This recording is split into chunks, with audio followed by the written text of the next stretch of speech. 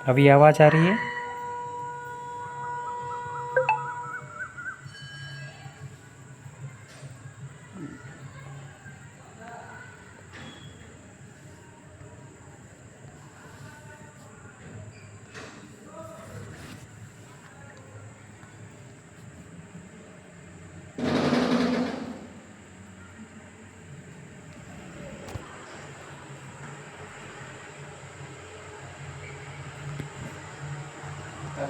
अभी आवाज आ रही है सभी को?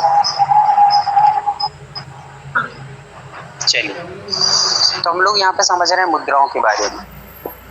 जब भी कभी आप मंदिर में भगवान के दर्शन करने जाते हैं तो मंदिर में भगवान क्या होते हैं ये मुद्राओं से आप पहचान जाते हैं कि भगवान किस प्रकार से बैठे रहते हैं। जब भी कभी आपसे कहा जाए कि भगवान की तरह बैठ जाइए तो आप कैसे जीभ निकाल के या आंखें फाड़ करके या कुछ और करके बैठेंगे, कैसे बैठ।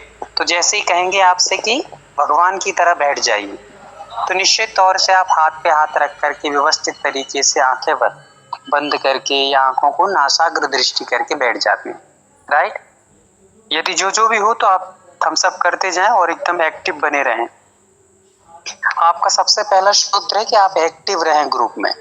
आप ग्रुप में भी जुड़े हुए हैं, जैसे आपको मैसेज भेजा जाता है तो आप तुरंत उसका जहां भी रिप्लाई तुरंत करना चाहिए। एक्टिव व्यक्ति का एक परिचय होता है कि हमें कोई चीज आ रही है, समझ रही है या नहीं आ रही है, तो उस चीज पर अपन लोग रिप्लाई के माध्यम से अपना संदेश भेजते जाएं।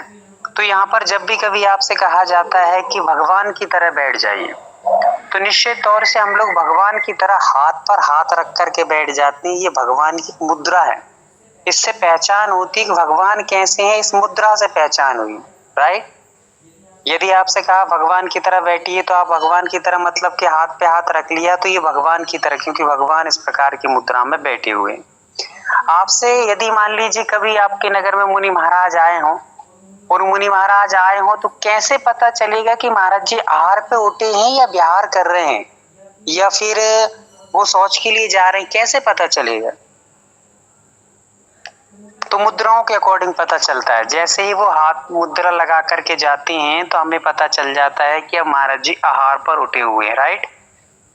तो एक मुद्रा ऐसी होती है जो हमें संकेत देती हैं। क्या देती हैं? संकेत देती हैं कि हम या सामने वाला क्या कर रहा है या किस लिए जा रहा है या क्या मांग रहा है या क्या उसके अंदर चल रहा है।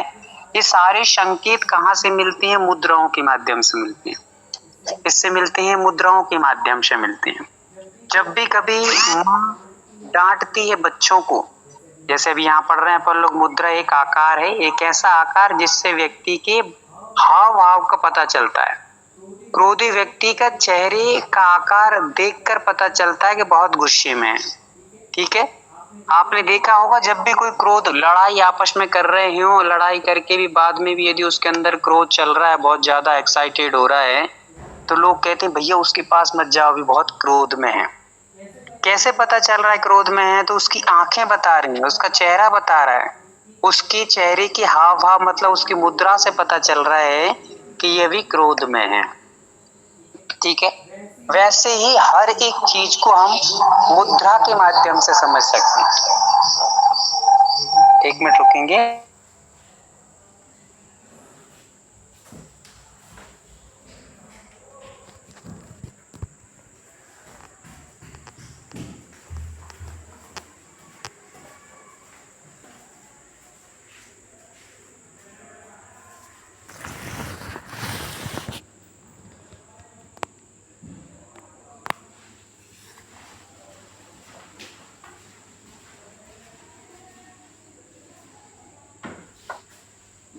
तो मुद्रा एक पहचान चिन्ह है जिससे हम लोग जानेंगे, समझे कैसी प्रकार से होती है।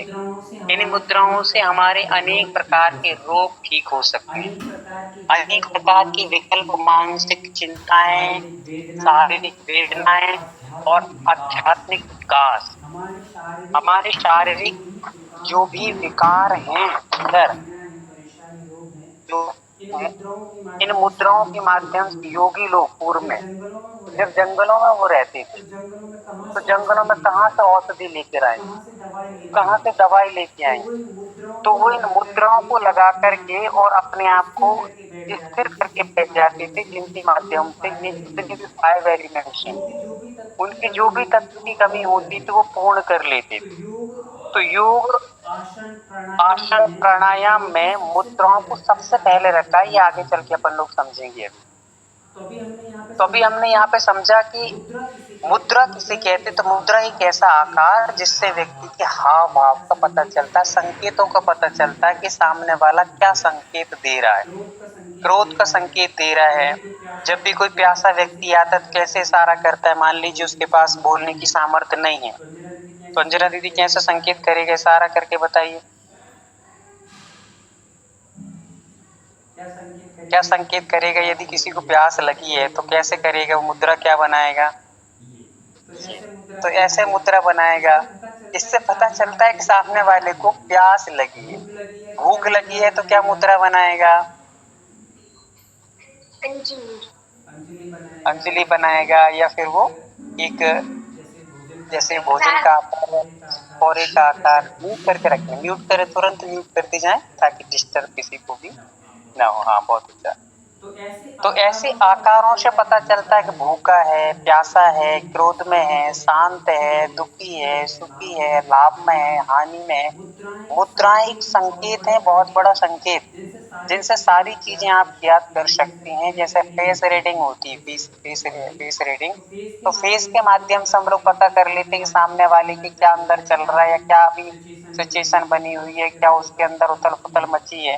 वैसे इन मुद्राओं से भी हम लोग बहुत सारी चीजों को समझ सकते हैं, सुधार सकते हैं और साथ ही साथ में अपने जीवन में बहुत सारा विकास के लिए इसका उपयोग कर सकते हैं। तो अगला हम लोग समझेंगे मुद्राओं के बारे में। अपन ने समझा मुद्राओं को पुनः संस्कृत में क्या कहते हैं और इनका क्या अर्थ होता है। सेकंड स्लाइड निकालें दीजिए।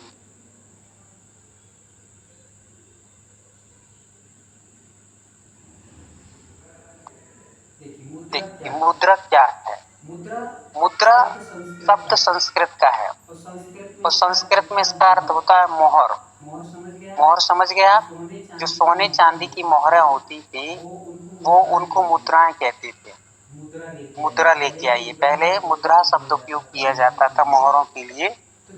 तो जिस प्रकार से वो मोहरें बहुत मूल्यवान होती थी, महत्वपूर्ण होती थी, वैसे ही ये मुद्राएं भी हमारे लिए बहुत महत्वपूर्ण है। वो तो हमारे लिए बाहरी जीवन के लिए चलाने में कार्यकारी होती थी, किंतु ये हमारे अंतरंग जीवन को भी चलाने में बहुत बड़ा एक सहारा है। दूसरा मुद्रा का अर्थ होता है इशारा। इशारा मतलब जैसे आपको भी बता दिया संकेत, किसका संकेत कर रही है मुद्रा। यदि आपने पानी मांगने का इशारा किया तो उससे पानी का संकेत होता है कि भाई हाथ इस प्रकार किया जा रहा है तो पानी का। यदि मुनि महाराज अपने कंधे पर हाथ रख के जा रहे हैं तो इसका अर्थ है कि संकेत मिल रहा है, आहार पर जा रहे हैं। वैसे ही यदि कोई भूखा है, वो भूखे का यदि इशारा कर रहा है अपना कौर बना करके तो समझ लीजिए भूखे का इशारा। तो इशारा इसका प्रयुक्त शब्द है। मुद्रा योग और ध्यान में शरीर के भीतर ऊर्जा को निर्देशित करने के लिए इस्तेमाल किए जाने वाले प्रतीकात्मक हाथ के इशारे हैं। आप कौन सी मुद्रा में बैठे हैं उससे पता चल जाएगा कि आप ध्यान में बैठे हैं क्या या आप क्रोध में बैठे हैं क्या। तो इसीलिए यहाँ पर कहा जा रहा है कि योग और ध्यान के पहले मुद्राओं को रखा गया है। मुद्राओं से भी हमें ध्यान का प्रतीत होता है। हमारे ध्यान मुद्रा आप लोग सभी लोग जानते होंगे, आपको पिक्चर में दिख रहा होगा सबसे पहले ध्यान मुद्रा लगी हुई। तो ये ध्यान मुद्रा हमारे सीधे माइंड की जो कोशिकाएं हैं उन कोशिकाओं से संपर्क रखती है। जब भी कभी आपको बहुत ज्यादा क्रोध आ रहा हो, बहुत ज्यादा मतलब लीजिए बहुत बेचैनी हो रही हो, घबराहट हो रही हो, सिर दर्द हो रहा हो, तो आप इस मुद्रा को लगा करके गहरी गहरी सांसें लेकर के देखिए तो अनायास आपका सिर दर्द में काफी हद तक लाभ दिखाई देगा। इसलिए ये मुद्राएं तुरंत असर करती हैं। अभी आपको एक एक चीज की मुद्राएं किस मुद्रा में हमें क्या करना चाहिए, मतलब कि जैसे भोजन कर रहे हैं तो भोजन की पहले कौन सी मुद्रा करना चाहिए, भोजन के बाद कौन सी मुद्रा करना चाहिए, कौन सी नहीं करना चाहिए, इसी के साथ में कौन सा मंत्र ज्यादा मुद्राओं के साथ में करना चाहिए। जैसे किसी को डायबिटीज है तो डायबिटीज वाला व्यक्ति कौन सी मुद्रा करे और किस मंत्र का जाप करे जिससे उसकी डायबिटीज ठीक हो जाए, तो ये भी कर सकते तो ये हैं। भी कर सकते हैं। घर में बैठ करके घर में बैठ करके गीता जी म्यूट कर गीता लीजिए। दीदी म्यूट कर लीजिए। हाँ, तो ये यहाँ पर बता तो दी ये यहाँ पर आसन से बता दी शरीर की आसन से हड्डियां शरीर की लचीली हड्डियां और मजबूत लचीली होती और हैं, मजबूत होती हैं, जबकि जबकि मुद्राओं मुद्राओं से से शारीरिक शारीरिक और और मानसिक शक्तियों का विकास होता है। इसका है विकास होता है, शारीरिक और शारीरिक मानसिक और शक्तियों का मानसिक विकास शक्तियों का विकास होता है। ये आसन प्राणायाम ये बाहर आसन की हड्डियों को प्राणायाम मजबूत बनाएंगे बाहर की हड्डियों और को मजबूत अंदर से बनाएंगे, पर फिजिकली अंदर इंटरनली से जो हमारे फिजिकली लिए इंटरली जो लाभदायक हमारे होंगी लिए वो लाभदायक हमारी होंगी यह वो मुद्राएं हमारी होंगी। यह मुद्राएं इन होंगी। मुद्राओं से हमें इन मुद्राओं आंतरिक से हमें शक्ति को अंतरंग जगाने के शक्तियों को लिए जगाने के लिए एक बल एक मिलता है। बल मिलता है। जैसे ही आप कोई जैसे भी ही आप मुद्रा कोई लगाएंगे, भी टच मुद्रा करेंगे, लगाएंगे, टच तो करेंगे, आपको आपस में तो अपने आपको आप एक आपस में अपने तारतम्यता आप एक महसूस होगी तारतम्यता और महसूस होगी और अपनी तारतम्यता से अपने अपनी अंदर शक्ति की मतलब शक्ति का एक उपलब्धि, एहसास मतलब होता है कि अब शक्ति का एक शक्ति एहसास जागृत होता है कि अब शक्ति है। जागृत आप हो अभी रही भी है। बैठे हैं आप तो अभी आप भी बैठे आराम हैं से बैठ तो आप करके आराम मुद्रा से बैठ लगाकर करके एक ज्ञान मुद्रा मुद्रा में ही लगाकर बैठे ज्ञान हैं। मुद्रा में ही बैठे हैं। मतलब अपने अंगूठे मतलब को अपने अपनी अंगूठे तर्जनी को उंगली अपने से स्पर्श करा तर्जनी करके उंगली सीधे का स्पर्श बैठेंगे। करा तो करके इससे सीधे आपका बैठेंगे, क्षयक्षम तो और इससे आपको आपका कैचअप क्षयोत्तम शक्ति और मतलब आपको कि कैचअप आपको शक्ति, मतलब कि आपको ज्ञान के लिए या किसी ज्ञान भी के चीज को लिए या सीखने किसी के भी लिए चीज को शीघ्रता से सीखने के लिए सीखेंगे, शीघ्रता से सीखने जल्दी के से लिए, जिससे आप पकड़ सकें जल्दी उस से वस्तु जिससे आप को। पकड़ तो सके उस ये वस्तु सबसे को, अच्छा उपाय तो है ये कि ज्ञान सबसे मुद्रा अच्छा में आप उपाय है कि बैठे, जब ज्ञान भी मुद्रा में बैठे आप बैठे, जब भी ज्ञान मुद्रा बैठे लगा कर ही ज्ञान बैठे। मुद्रा लगाकर ठीक ही है, बैठे। आज दीदी ठीक है। अगला स्लॉट हाँ निकालिए। दीदी अगला स्लॉट निकालिए।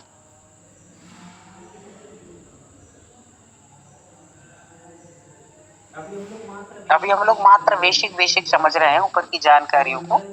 अंतरंग का एक एक जब विषय अंतरंग का आएगा, एक एक मुद्राओं विषय का आएगा, विषय आएगा, मुद्राओं कौन का सी विषय मुद्रा आएगा, किस कौन सी कार्य में मुद्रा आती किस है, कार्य में आती कैसे है, लगाई जाती है, कैसे उसका क्या लगाई जाती लाभ है, है, उसका क्या क्या बेनिफिट लाभ है, होते क्या हैं, बेनिफिट ये होते सारी हैं, चीजों से ये आप सारी काफी चीजों हद से आप तक काफी खुद हद तक अभ्यास खुद करके अभ्यास देखिएगा। करके देखिएगा। बिना अभ्यास के बिना इससे कुछ अभ्यास होने के वाला इससे नहीं कुछ है। होने वाला नहीं आप है। अभ्यास आप करें, अभी से अभ्यास बैठ करें, करके अभी से ज्ञान बैठ मुद्रा करके लगा ज्ञान करके मुद्रा सीधे लगा बैठें करके सीधे बैठें और और बड़े आराम से कमर सीधी करके बैठेंगे बैठेंगे तो तो ज़्यादा ज्यादा अच्छा अच्छा रहेगा, रहेगा, ताकि वायु जो हमारे वायु अंदर आती जो जाती है, हमारे अंदर आती जाती है। हम लोग जब भी अधिक टिक तो करके हमारे बैठते अंदर हैं आने वाली तो जो हमारे सांसें अंदर हैं आने वाली जो वो सांसें हैं अवरुद्ध होकर के वो आती अविरुद्ध जाती होकर हैं, के जिसके आती कारण से जाती हैं, हमारे जिसके फेफड़ों के कारण से हमारे छिद्रों को फेफड़ों के छिद्रों सांस को लेने और श्वास छोड़ने में लेने और बहुत छोड़ने में अधिक बहुत प्रेशर देना अधिक पड़ता है। प्रेशर देना और वो पड़ता है, प्रेशर ही और हमारे वो लिए प्रेशर ही फिर हमारे धीरे लिए धीरे चल के फिर धीरे धीरे चल दमा के का रोग का कारण दमा बन का जाता रोग का है। कारण बन जाता है। ठीक है, इसलिए आप ठीक है, इसलिए सीधी आप कमर करके सीधी बैठेंगे कमर ज़्यादा करके बेहतर बैठेंगे, ज्यादा बेहतर रहेगा। दीदी आपने किया था दीदी स्लॉट आपने किया क्या स्लॉट आके? भैया जी मैं यही पूछ रही थी, मेरे पास शो नहीं हो रहा, मैं दोबारा शेयर कर दूं? हाँ करिए हाँ करिए करिए।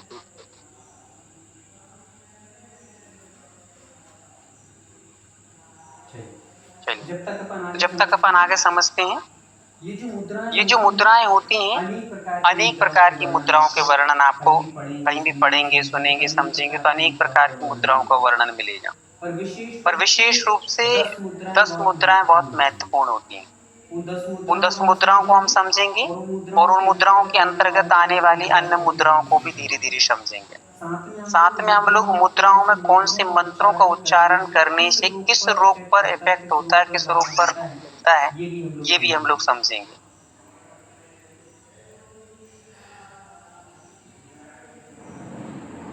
समझेंगे। अभी आप देखिए मुद्राओं के लाभ। तीसरे नंबर पे आप देख रहे हैं, मुद्रा संपूर्ण योग का सार स्वरूप है। मुद्रा जो है वो संपूर्ण योग के सार स्वरूप है। यदि बहुत सारे लोग हैं जो शारीरिक रूप से बहुत सारे आसन नहीं लगा सकते, बहुत देर तक बैठ नहीं सकते, तो वे लेट कर भी इस अकेली मुद्राएं भी लगा करके बैठे, तब भी उनके अंदर जैसे अनुलोम विलोम, काफी सारे लोग हैं जो अनुलोम विलोम नहीं कर सकते, बहुत सारी माताएं हैं जो वस्त्रिका नहीं कर सकती हैं, बहुत सारे ऐसे लोग कपालभाति नहीं कर पाते हैं। तो इनके माध्यम से जो वायु बाहर निकलती है, जो प्रदूषित कार्बन डाइऑक्साइड बाहर निकलता है, ऑक्सीजन लेवल बढ़ता है, वही कार्य ये मुद्राएं भी कर देती हैं। जिनसे नहीं बन रहा है योगा प्राणायाम, वो इन मुद्राओं का भी अभ्यास कर लें तो उनको वही लाभ होगा जो योगा से लाभ हो जाता है। समझ में आ रहा है? अच्छा लग रहा है तो आप हाँ, थोड़ा सा ताली वाली ठोकते जाएं। कितनी बड़ी बात हो गई आप समझिए। कई लोगों के पास ऑफिस में जाना है, सुबह से स्कूल में भेजना है, बच्चों को पढ़ाने भेजना है ना, यहाँ वहाँ मंदिर में भी जाना रहता है। काफी सारे लोगों को जल्दी नहीं उठ पाते हैं। अब वो इतना योगा कैसे करें, कहाँ से टाइम निकालें? तो चलिए आचार्य यहाँ पर बता रहे हैं कि आप यदि योगा नहीं कर पा रहे हैं, मंदिर में बैठे हैं, पूजन कर रहे हैं, तो आप ये ज्ञान मुद्रा लगा कर बैठिए। ध्यान कर रहे हैं या पूजन कर रहे हैं तो आप नमस्कार मुद्रा लगा के बैठिए। नमस्कार कैसे करते हैं? तो पूरी उंगलियों को आपस में मिला करके, जैसे अपन नमस्कार करते हैं, प्रार्थना मुद्रा जिसको अपन कहते हैं, तो प्रार्थना मुद्रा, तो उससे भी पांचों उंगलियां आपस में हैं और पांचों टच करती हैं तो अंदर से वाइब्रेशन होता है। वो वाइब्रेशन हमारे लिए एक मन को शांत करने का कारण बनता है। आपने कभी पिरामिड देखा होगा, पिरामिड देखा होगा या शिखर को देखा होगा। शिखर के आकार में हम हाथ जोड़कर बैठे तो उससे हमें जिस प्रकार से शिखर में नीचे बैठने से ठंडक महसूस होती है, हमेशा मंदिर में भगवान को शिखर के नीचे क्यों बिठाया जाता है? तो वह जो शिखर है वो ऊपर की ऊर्जा को जनरेट करके एकत्रित करके रखती है और वहां जो भी व्यक्ति उसके अंतर्गत बैठता है उसको मानसिक शारीरिक दोनों प्रकार के लाभ के साथ साथ आध्यात्मिक विकास होता है। जब व्यक्ति का शरीर स्वस्थ रहेगा और मन प्रसन्न रहेगा तो निश्चित तौर से उसका आध्यात्मिक विकास होगा ही होगा, स्वाभाविक है। तो यहाँ पर क्या बता दिया कि मुद्रा संपूर्ण योग का सार स्वरूप है। दूसरा, मुद्राओं के अभ्यास से आरोग्य और दीर्घायु प्राप्त की जा सकती है। मुद्राओं के अभ्यास से अकेले देखिए आरोग्य प्राप्त किया जा सकता है। बहुत सारे लोग डायबिटीज, मधुमेह जिसको अपन कह सकते हैं, बीपी, शुगर, है ना, ये जो जितने भी एसिडिटी, ये जितने भी रोग हैं, अकेले आप बहुत सारे काम नहीं कर सकते। आप योगा प्राणायाम कई लोग नहीं करते हैं, नहीं करना चाहते, आलस आता है या कौन इतना ताकत लगाए, उधर उठो उधर बैठो, ये करो वो करो, तो आप वो नहीं कर पाते हैं तो कम से कम ये मुद्राओं का अभ्यास कर ले, ऐसा यहाँ पर कहा जा रहा है। वही लाभ, उसी प्रकार के लाभ आपको एसिडिटी में मिलेगा, उसी प्रकार का लाभ आपको अपने सर्वाइकल पेन में मिलेगा, आपको बीपी बढ़ती है, शुगर बढ़ता है, इनमें भी आपको इन मुद्राओं से लाभ मिलेगा। एक एक मुद्रा आपको बताई जाएगी किस रोग के लिए कौन सी मुद्रा उपयोग करना चाहिए। ठीक है, आज आपको कुछ मुद्राएं एक तो बताई जाएंगी जिनको आप कम से कम उपयोग करना आज, और फिर कल अपने अनुभव शेयर करना कि क्या हुआ आपको। चलते हैं। मुद्राओं के माध्यम से कुंडलिनी या ऊर्जा के स्रोत को जागृत किया जा सकता है। आपने 7 चक्रों के नाम सुने हैं, अभी अपन लोग 7 चक्र पढ़ के आए रेकी में, और 3rd लेवल में हम लोग और इनको बहुत विशेष रूप से पढ़ने वाले हैं। 3rd लेवल में बहुत ही विशेष रूप से चक्रों का वर्णन आएगा, एक एक चक्र कैसे होता है, क्या कार्य करता है और कैसे हम लोग एक एक चक्र पर क्या करते हुए इसको जागृत कर सकते हैं। देखिए, जिसमें 7 चक्रों में जो वम, लम, सम, रम इत्यादि जो अक्षर आए, वो अक्षर जो हैं, अक्षर उनके लिए हैं जिन्होंने योग रेखी नहीं सीखी है या जिनके पास रेखी की ऊर्जा नहीं, जिन्होंने साधना नहीं की है, वे लोग उस मंत्रों के जाप करें। पर जिन लोगों ने रेखी की शक्ति को ले लिया है, यूज कर लिया, उपयोग कर लिया है, आ गई है, उन लोगों के लिए सहजता से ही बिना मंत्र के मात्र उन मंत्रों को हील, उन 7 चक्रों को हील किया जाता है। हील कैसे करते हैं कि मंत्र को, एक एक चक्र को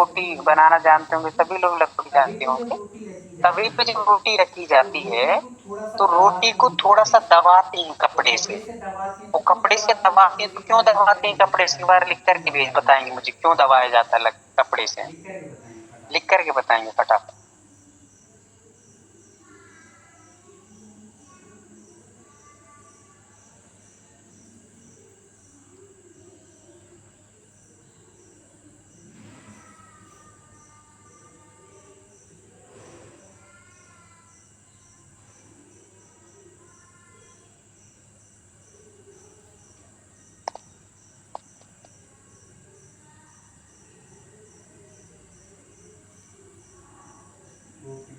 रोटी को नरम रखने के लिए, सेकने के लिए, फूल जाए इसलिए।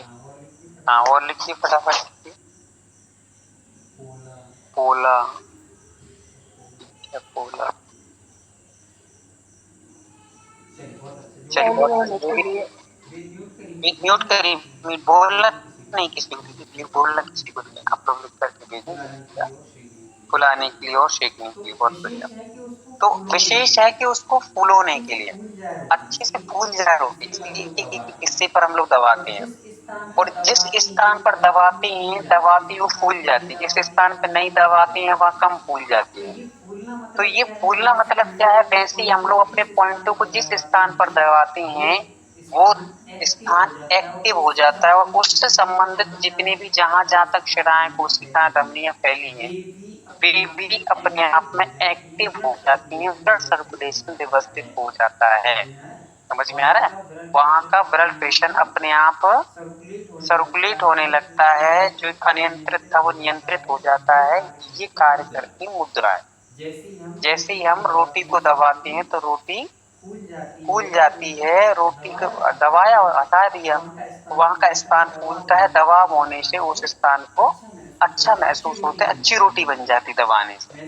वैसे ही हम पॉइंट जिस उस पॉइंट को दबाते हैं, उस दबाने से वहां के प्रेशर पड़ने से थोड़ा सा अंदर की कोशिकाओं में दबाव पड़ता है, और जहां भी ब्लॉकेज हो रही है, जहाँ ब्लड सर्कुलेशन रुका हुआ है वहां का ब्लड सर्कुलेशन नियंत्रित और व्यवस्थित होता है, जिसके कारण से हमें अनेक प्रकार के लाभ मिलते हैं, रोग दूर होते हैं। समझ में आया आपको? ऐसे ही एक मर्म चिकित्सा होती है। मर्म चिकित्सा का नाम कितने लोगों ने सुना है? एक बार हैंड रेस करेंगे, मात्र हैंड रेस, थम्स अप नहीं करना है। मर्म चिकित्सा रेणु दीदी ने सुना है, और बहुत सारे लोग, एक भी व्यक्ति ने नहीं सुना है कि मर्म, पलक दीदी ने सुना है। बहुत अच्छा। अलका दीदी ने भी सुना है। कुछ लोगों ने सुना है कि एक मर्म चिकित्सा होती है। आपको मैं बता दूं कि हमारे शरीर में 107 मर्म स्थान है। कितने?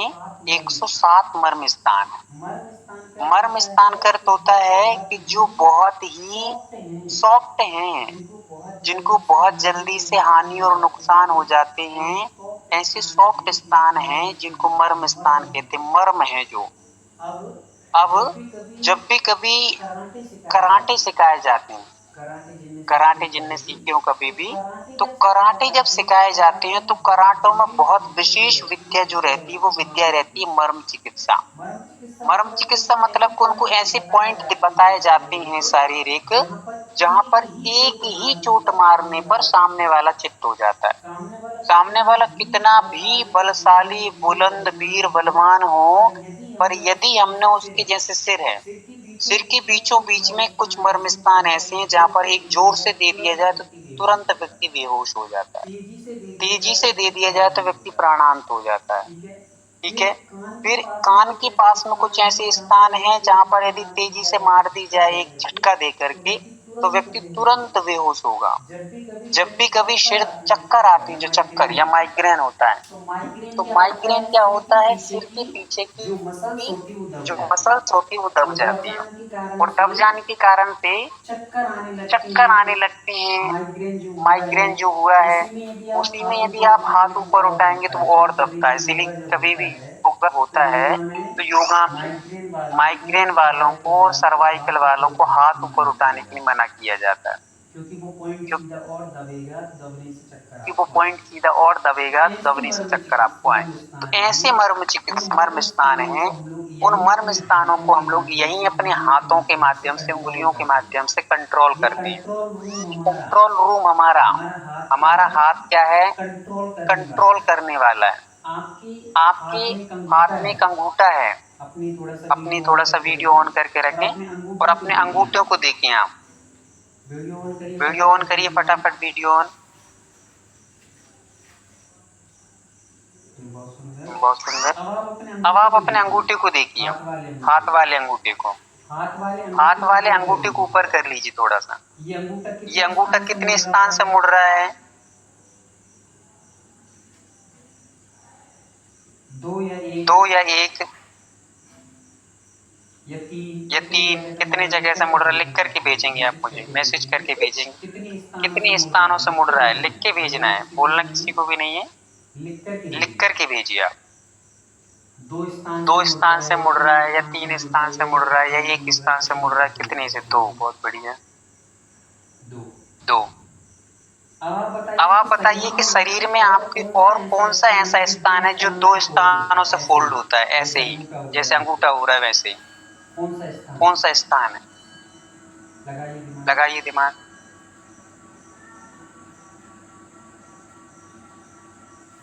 जैसे ये फोल्ड हो रहा है, 2 स्थानों से मुड़ता है, एक बीच में से मुड़ता है, एक नीचे से जड़ से मुड़ता है, वैसे ही शरीर का कौन सा और अंग है जो 2 फोल्ड होते हैं, 2 साइड से, बीच से होता है और एक और लास्ट से भी होता है? पैर, पंजा, घुटना। घुटना 2 स्थान से कहाँ से होता है? एक जगह से। हाथ और पैर। चलिए मैं बता रहा हूँ आपको, कोई बात नहीं, बहुत अच्छा है, आप लोगों का उत्तर अच्छा है, दिमाग को लगा रहे हैं आप लोग, बहुत अच्छा है। समझिए, आपकी जो गर्दन है, गर्दन देखिए आप, एक सबसे लास्ट नीचे से भी मुड़ती है और एक बीच से भी मुड़ रही है, 2 स्थानों से मुड़ती है, राइट? इसका अर्थ है ये अंगूठा जो थंब हमारा है, अंगुष्ठ जिसे संस्कृत में हम कहते हैं, हिंदी में जिसको अंगूठा बोलते हैं और थंब जिसको अपन लोग अंग्रेजी में बोलते हैं, तो ये जो थंब है, ये थंब में ही ऐसे पॉइंट हैं जो आपकी गर्दन की लास्ट हिस्से से, जिसको चिन्ह मतलब हम लोग कॉलर कहते हैं, कॉलर से लेकर के मस्तिष्क चोटी तक के हिस्से को कवर करता है, इतना सा अकेला अंगुष्ठ हमारा, थंब हमारा, ये पूरे हमारे कॉलर से लेकर के और हमारे चोटी के स्थान तक के पॉइंटों को कवर कर लेता है। मतलब वहां कोई भी फॉल्ट होगा, कहीं से कहीं तक भी किसी प्रकार से यदि मसल्स कोई दबे होंगे, कोई पॉइंट कोई नसें या मसल्स दबे होंगे, तो उनको खोल देता है अंगुष्ठ। इसलिए एक अंगूठा बहुत पावरफुल चीज है हमारे लिए। ऐसे ही हमारी उंगली हमारे किस हिस्से को कवर करती है?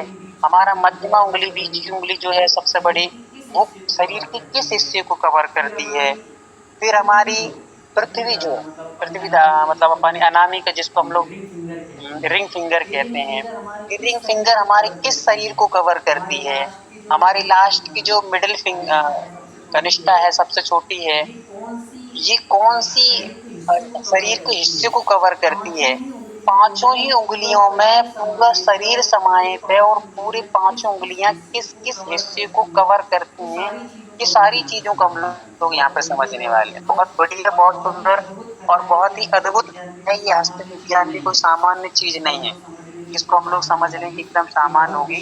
ये बहुत विशेष विद्या है, इनके माध्यम से हम लोग पॉइंटों के माध्यम से भी हम कवर करेंगे किस अंगूठी, किस उंगली से कौन सा होने से हमारा कौन सा शरीर का पार्ट एक्टिव होगा,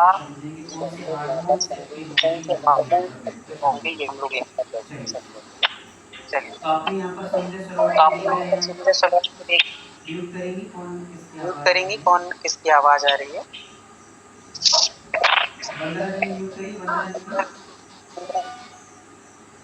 वंदना दीदी आपको आवाज आ रही हो तो म्यूट कर लीजिए, सारे म्यूट करना पड़ेगा। हाँ चलिए, बहुत अच्छा। अब वहाँ पे देख ली, कुंडलियां जागृत हो जाती हैं, इससे और ऊर्जा का स्रोत जागृत किया जा सकता है। मन में सकारात्मक ऊर्जा का विकास होता है। शरीर में कहीं भी यदि ऊर्जा में अवरोध उत्पन्न हो रहा है,